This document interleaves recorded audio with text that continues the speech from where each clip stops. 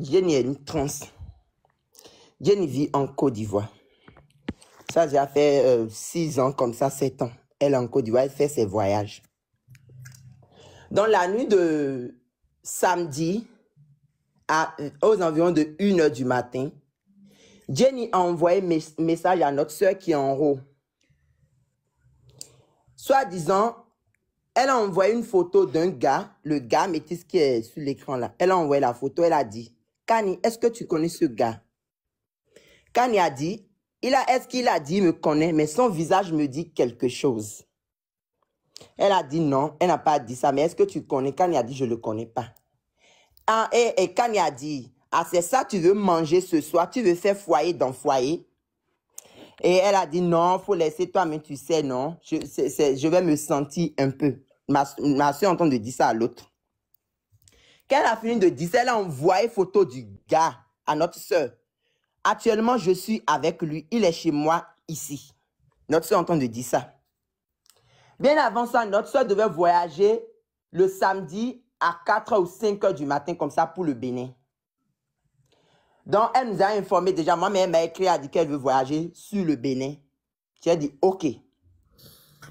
Oui, allô? Donc, elle a prévenu. Allô, maman. Je peux parler? Allez-y. OK. Elle a dit à une sœur, ici, il sonne vers 4h comme ça, 5h, tu peux venir préparer ma valise avec moi. Toi, mais tu sais que si je veux voyager là, je n'aime pas que les gens soient au courant, non? La fille a dit, OK. Donc, il y a une sœur aussi qui s'appelle Lovely, qui devait voyager avec notre sœur sur Bénin. Ils devaient prendre le bus ensemble. C'est là, Lovely a commencé par appeler Jenny appel vidéo. Ah, moi, je suis en train de manger. Hein. Tu peux décocher mon appel vidéo pour voir là où je suis en train de manger si tu as envie de passer. Jenny ne décroche pas l'appel. Jenny ne décroche pas l'appel. Jenny envoie un message à notre soeur. S'il te plaît, je te rappelle, je ne suis pas seule. Quand elle a dit ça à l'autre, l'autre a dit OK. Donc, notre soeur qui était en haut tout à l'heure, qui vient de parler, Jenny a envoyé photo du gars qui est là à notre soeur pour dire, ah, je suis avec tel gars chez moi, il est avec moi maintenant, est-ce que tu le connais? Donc, la fille voyait déjà qu'on voulait la diao, on ne sait pas. Donc, s'il n'y avait pas capture là, on ne va pas savoir qui est venu chez la fille, qui est passé, qui l'a déjà, ce qui s'est passé, on ne va rien savoir de ça. Maintenant, aux environs de 2h du matin à 3h comme ça, on appelle notre soeur, son téléphone ne marche plus. Mais l'autre dit, mais tu m'as dit tu veux voyager, je vais venir préparer les valises avec toi. Mais on t'appelle, tu ne décoches pas. Voilà que tu as déjà payé ton billet, tout pour le voyage. Mais tu vas faire comment? Mais vaut mieux que je me déplace. Faut qu'après, demain, Jenny va m'accuser pour dire. C'est son assassin avant de mourir. Pourquoi? Parce qu'elle a envoyé la photo à sa sœur pour lui dire je suis avec cette personne. Donc, quand il part après son forfait, déjà il n'était pas seul. Parce que quand on explique le taux de violence, il ne pouvait pas être seul. Il était complètement sur l'emprise d'une substance.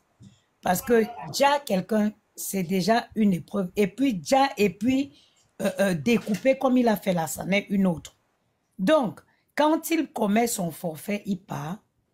Il est convaincu que il laisse aucune trace. Donc, il part, il reprend le cours de sa vie. Ce n'est que le lendemain, quand il voit que ses photos fuitent. Sinon, si c'était vraiment un accident, il serait parti de là directement se présenter dans un poste de police pour dire, voilà, j'ai essayé, voilà ce qu'il faut expliquer. Mais il est rentré, il a même fait des postes d'après ce que vous expliquez. Ça veut dire que pour lui, le forfait, il avait commis le forfait et tout allait très bien. Tout allait très bien pour lui. C'est quand il se réveille de son sommeil, il voit qu'il y a ces photos qui fuitent partout. Là, il connaît déjà que non, il ne peut pas échapper. C'est clair, c'est clair. Et il ne peut pas échapper et il veut maintenant éviter la préméditation. Il veut donc éviter de dire que quand il allait là-bas, ce n'était pas il n'avait pas prémédité et tout, c'est arrivé sur le coup. Il n'est pas bête. Il étudie le droit, il n'est pas bête. Il va éviter le coup de la préméditation parce que un RIP qui est prémédité et qui n'est pas... la condamnation n'est pas pareille. La condamnation n'est pas pareille. C'est juste triste. Moi, en tout cas,